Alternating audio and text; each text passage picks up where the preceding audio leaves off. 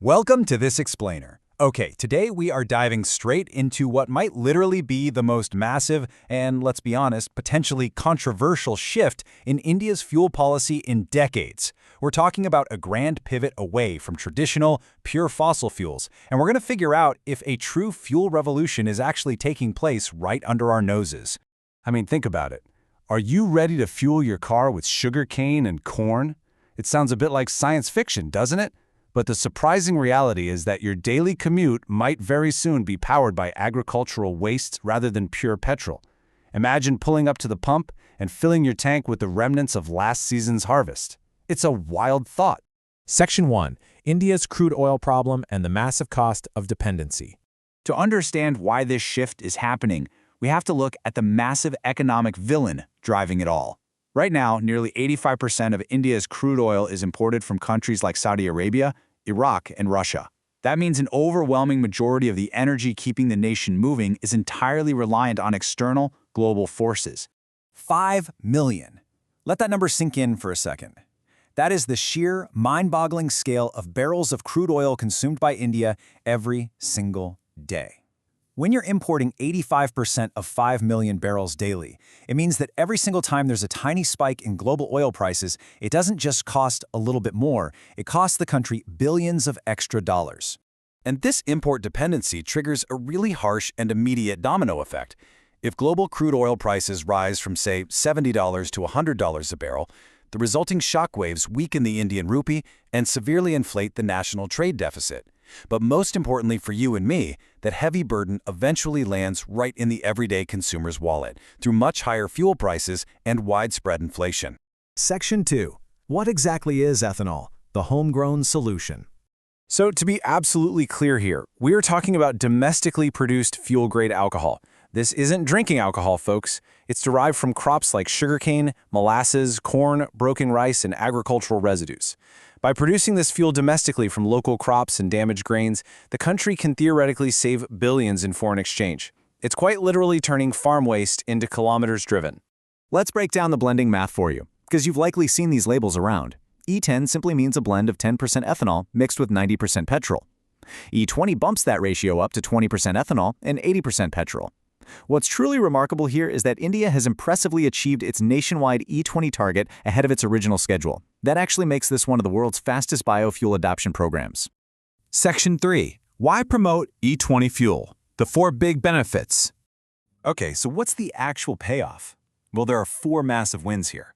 First, every liter of ethanol used replaces imported petrol, keeping billions of dollars of foreign exchange inside the country.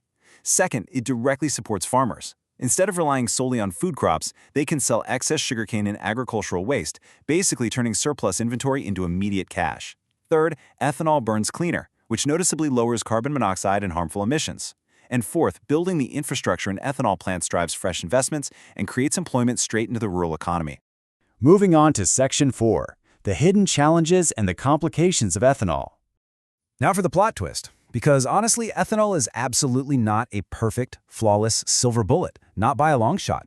We have to systematically walk through the 4 major hidden hurdles that actively complicate the widespread rollout of E20 fuel. We're going to look closely at lower mileage, vehicle compatibility issues, immense water consumption, and the highly debated topic of food versus fuel. Let's look at the direct consumer trade-offs first. Ethanol inherently contains less energy than pure petrol. This means the energy density is lower, which directly leads to fewer kilometers per liter. Basically, your mileage drops. Furthermore, while pure petrol has universal engine compatibility, ethanol can actually deteriorate rubber hoses and cause fuel system corrosion in older vehicles that weren't specifically designed to handle high ethanol blends. Then there's the macro-level impact. The sources highlight a really big concern. Growing more sugarcane for ethanol raises concerns about groundwater depletion, especially in water-stressed states. This is a severe ecological paradox.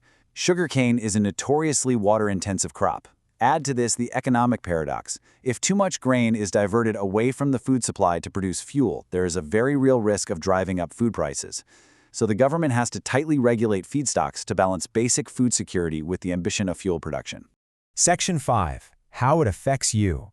The reality at the petrol pump. So, what does this actually mean for your next fill-up? Here is some highly actionable, practical advice derived straight from the sources. If you have a newer vehicle that is explicitly labeled as E20 ready, you're in for smooth sailing. But if you have an older car, always check your owner's manual or the manufacturer's recommendations before filling up with an E20 blend. You definitely want to verify compatibility to avoid that nasty fuel system corrosion we just talked about. The crucial point here is managing expectations. You can definitely expect more stable prices over time as import dependency drops, and you will for sure see cleaner air in urban centers. But actually, do not expect petrol prices to magically fall dramatically overnight. Heavy taxation and the sheer force of global crude oil prices will still heavily dictate what you end up paying at the register. Section 6. The bigger picture. A crucial transition fuel. Because we have to remember, this isn't happening in a vacuum. India is simultaneously and aggressively investing in electric vehicles, green hydrogen, CNG, second-generation biofuels, and even sustainable aviation fuel. Ethanol is really just one vital piece of a massive puzzle designed to genuinely secure the nation's energy future / reliance on oil imports and build a comprehensively cleaner economy. Which brings us to a really fascinating final thought. Is ethanol the ultimate future of mobility? Or is it just a stepping stone to a world dominated by electric vehicles?